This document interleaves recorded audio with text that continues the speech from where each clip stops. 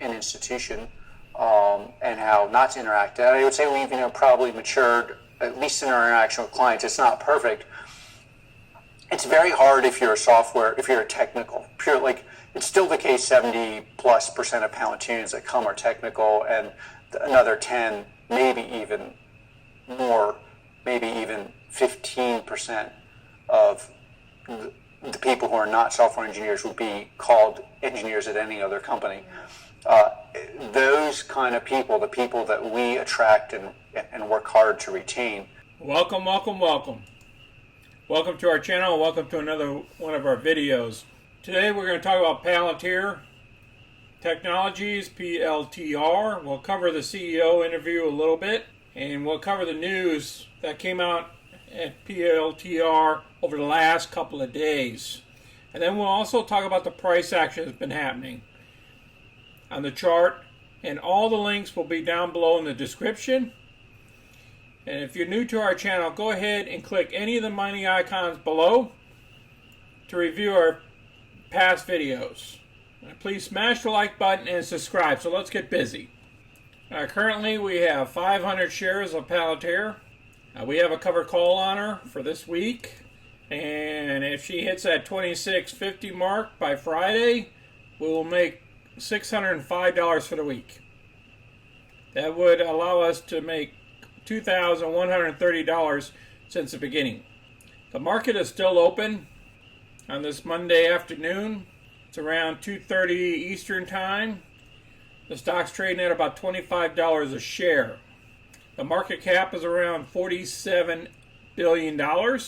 So far this month we have 2 sells for analysts. Our analysts range from $17 to $30, and we're a little bit past the average at around $25 a share. Here's a research paper here in regards to Palantir, and they're talking about the origin where the company came from. It was founded in early 2000s by PayPal, and they were talking about the stock fundamentals analysts, and they discussed the software to help in the government, and then they give us the technical aspects here, the buy points, what percentage would have been if you would have bought it 11.52, and they're talking about that the stock is not a buy right now. Let's go to this other paper, the competition between Palantir and C3-AI. Now there's a big difference here between the two, because Palantir is worth more than C3-AI. Talk about their platforms, whereas Palantir is making more off the government, whereas C3-AI is not. And they talk about the growth of the company and how fast the other company is growing. They're talking about C3-AI revenues rose 17% to $183 million, compared to Palantir increased 47% to $1.1 billion. That's a big difference here. So I'd rather have Palantir than as a C3-AI. And they're talking about Palantir might be more controversial than C3-AI, but I believe it's the better growth play of the AI market. So this is a positive note compared to the other letter. I'll also place this down below. The chart, we're still trending in a northern direction here. A little bit sideways, then we're going straight up. We're going to have some more tension, probably somewhere around some resistance up here, somewhere around $27 a share before we go to 30 or so. As long as the NASDAQ keep going up or go sideways, the stock will go up. Let's look at the 15-minute chart, which is even better. Look at this.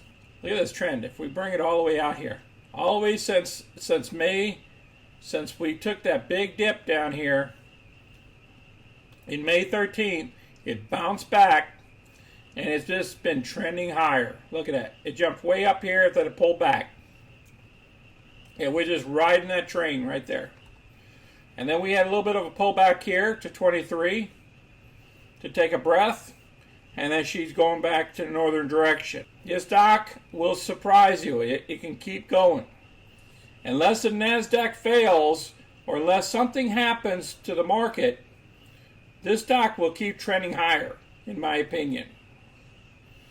It might have a couple of pullbacks here that you might be able to get a little bit cheaper, but I believe if you're not already on the train, it's just going to get more expensive for you each day. That's my opinion. Let's listen to the CEO. And so that's always going to be a problem for us. It is, we're getting better at it, but obviously it's never going to be perfect. And so that there'll always be a way in which, Palantir will overperform technically compared to other institutions, in my humble opinion, dramatically outperform any other institution in the world on the software production. I mean, if you just look, like, normal companies have one product that is 10 years old and then they're acquiring companies. And there's a lot of technical issues in that are massively underestimated because, like, actually these products their code bases are not meant to come together. But even culturally, there's obviously enormous issues. Palantir has built what amounts to hundreds of products. Like Foundry is hundreds of products in one product, fully integrated, and now will be made also fully disintegrated. So it's like we're really, really good at that, enormously good. So we significantly outperform all others on the technical development. I hope you guys enjoyed the CEO a little bit there. I will place his video down below in the description area so you guys can review that video further. He states a lot of good things about the company. Please share videos with others, and please smash the like button and subscribe. And I appreciate you all watching today. This is Sonny. I'm out.